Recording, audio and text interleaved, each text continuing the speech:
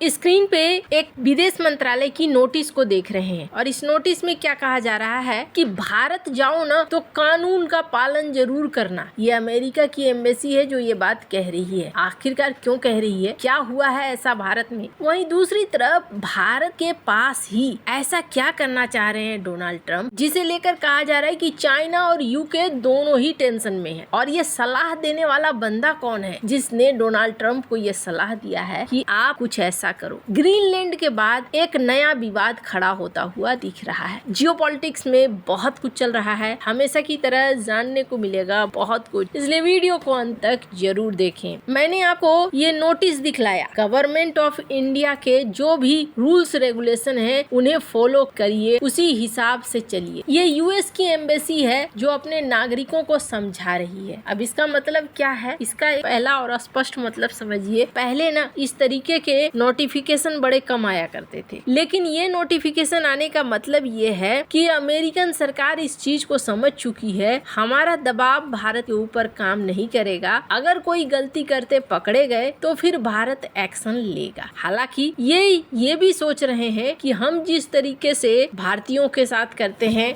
या फिर अन्य देशों के साथ करते हैं वीजा के मुद्दे पर और भी कई मुद्दे पर, तो हमें इसका रिप्लाई मिल सकता है। पहले से ही आगाह कर दिया कि नागरिकों भूल चूक मत करना, भूल चूक करोगे तो भारी पड़ेगा, क्योंकि अब हमारा पहले जैसा रसूख नहीं है कि फोन करें तो छूट जाओ। खैर अच्छी बात है, हर देश के नागरिक को दूसरे देश के नियमों का पालन करना चाहिए, लेकिन यहाँ भारत के अपने सिद्धांत भी साफ साफ दिखने लगे। अभी अगर देखेंगे आप तो अमेरिका के एम्बेसडर सर्जियो गौर बार बार भारत के साथ अच्छे रिश्ते की बात करते हैं और वो कहते हैं कि भारत के साथ डोनाल्ड ट्रंप चाहते हैं कि रिश्ता बेहद खास हो। चलो यहाँ तक तो समझ में आई, लेकिन अगर आप अमेरिका के एक बहुत बड़े पिछलग्गू दोस्त को अगर देखें जो हमेशा से अमेरिका के पीछे पीछे चलता था, जैसे अमेरिका करता था वैसे ही करता था, वो था यूके। लेकिन यूके में अब एक बड़ा परिवर्तन आ चुका है। यूके अब अमेरिका के पीछे पीछे नहीं घूम रहा है, बल्कि यूके अब अमेरिका के लिए समस्या बनता जा रहा है। डोनाल्ड ट्रंप ने ईरान युद्ध के समय ही यूके को लेकर एक बयान दिया था और वो भी जापानीज पीएम के सामने। इन्होंने क्या बयान दिया था, स्क्रीन पर इस वीडियो को सुनिए। And so has UK. Now the second one is shocking, but this is not the age of Churchill. I will say the UK has been very, very uncooperative with that stupid island that they have, that they gave away and took a 100-year lease, having to do with perhaps indigenous people claiming the island that never even saw the island before. What's that all about? And they ruin relationships. It's a shame. It's and that country, UK, and I love that country. I love it. My mother was born there. I love it. My mother was born there. My father was born. Like he knows all about my father. My father was born there. So very places that you sort of automatically very feel warmly about. But the UK, what they're doing with energy and what they're doing with immigration is horrible. You have the North Sea.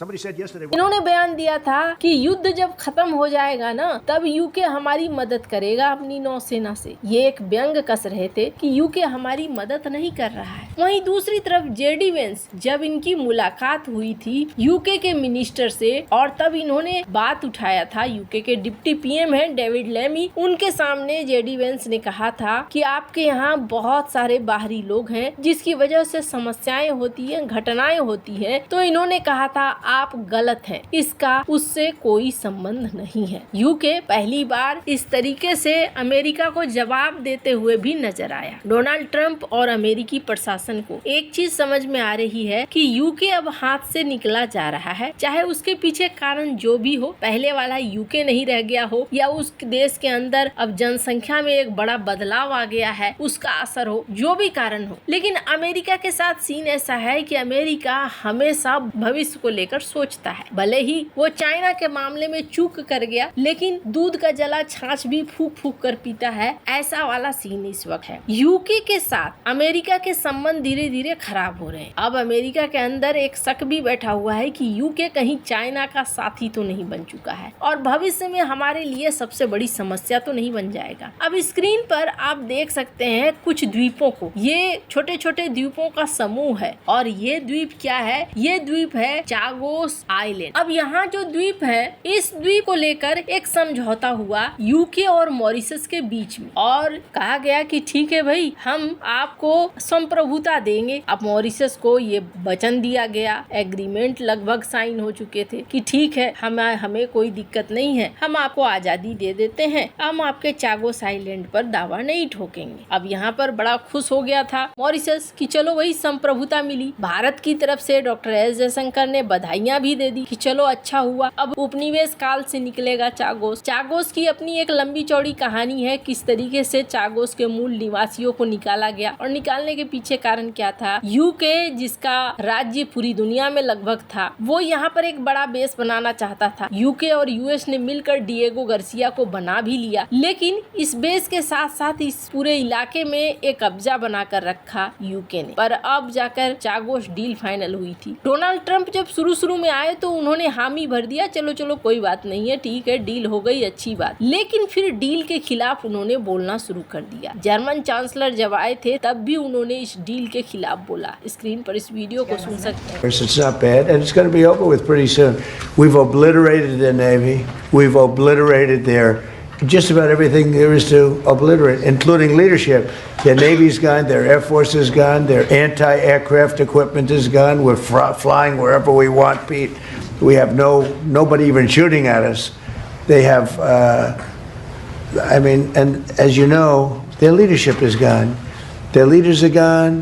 They pick new leaders, they're gone. They pick new leaders, they're gone. और अब Donald Trump का एक बड़ा plan है। Donald Trump चाहते हैं कि इस चागोस द्वीप को ही खरीद लिया जाए और इसके लिए वो मॉरिशस से बातचीत भी कर रहे हैं कि मॉरिशस तुम इसे बेच दो। अब इस चागोस को लेकर आगे क्या फैसला होता है ये तो अभी तय नहीं है, लेकिन चागोस को खरीदना क्यों चाहते हैं डोनाल्ड ट्रंप? चागोस खरीदने के पीछे तर्क ये है कि डिएगो गार्सिया हमारा बेस है। कल की डेट में अगर चागोस पर चाइना का कब्जा हो जाता है या फिर यहाँ पर चाइना का प्रभाव शुरू हो जाता है तो डिएगो गार्सिया के ठीक माथे पर आ जाएगा चाइना। डिएगो गार्सिया को कई बार अपने डमी युद्ध में टारगेट बना चुका है चाइना। मतलब कई बार देखने को मिला है चाइना प्रैक्टिस करता है कि कैसे हम डिएगो गार्सिया पर हमला कर सकते हैं। डिएगो गार्सिया स्क्रीन पर आप देख रहे हैं, ये एक काफी बड़ा बेस है और ये महत्वपूर्ण बेस है। हिंद महासागर में अमेरिका की मौजूदगी का